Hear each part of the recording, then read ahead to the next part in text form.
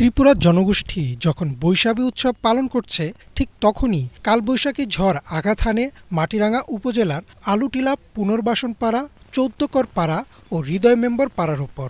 ঝড়ে ৪৭টি পরিবারের ঘর ও একটি সরকারি প্রাথমিক বিদ্যালয় ক্ষতিগ্রস্ত হয়েছে।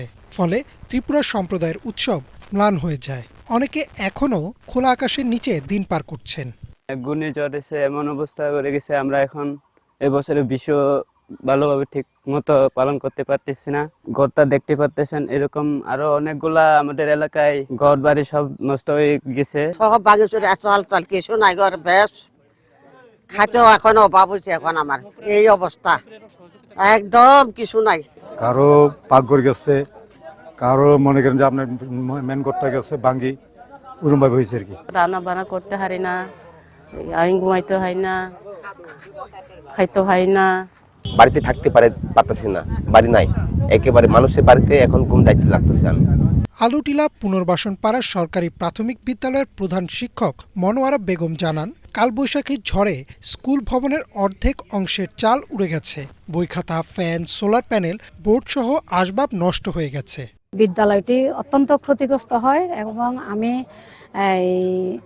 পরের দিন জানতে পারি যে আমার বিদ্যালয়টা আসলে মানে পুরাটাই জরাজীর্ণ হয়ে ছাদ উড়াই নিয়ে ফেলে দিছে। স্থানীয় ইউপি সদস্য শান্তিময় ত্রিপুরা জানান, ঝড়ে ৪৭টি পরিবার ও একটি স্কুল ক্ষতিগ্রস্ত হয়েছে। ক্ষতিগ্রস্তদের পাশে সেনাবাহিনী ও প্রশাসন দাঁড়িয়েছে।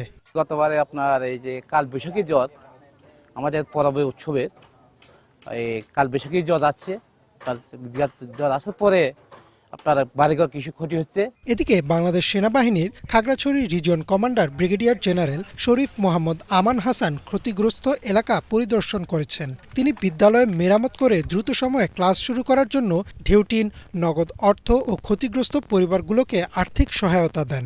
খাগড়াছড়ি রিজিয়নের যে কোনো জায়গায় কোনো নিরীহ মানুষ যদি কোনো বিপদে পড়ে, বি শিওর আমার রিজিয়নের প্রত্যেকটা ব্যক্তিকে, প্রত্যেকটা জনকে বলা আছে, ওরা সঙ্গে সঙ্গে চলে যাবে। আর আজকে আমার মনে হয় আপনাদের আর্থিক সহায়তার পাশাপাশি মানসিক শক্তি যোগানোটা বেশি গুরুত্বপূর্ণ। এই জন্যই আজকে আসলে আমাদের এখানে আসা।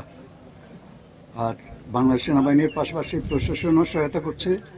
আমার বিশ্বাস খাগড়াছড়ি পার্বত্য জেলা পরিষদও সহায়তা করবে।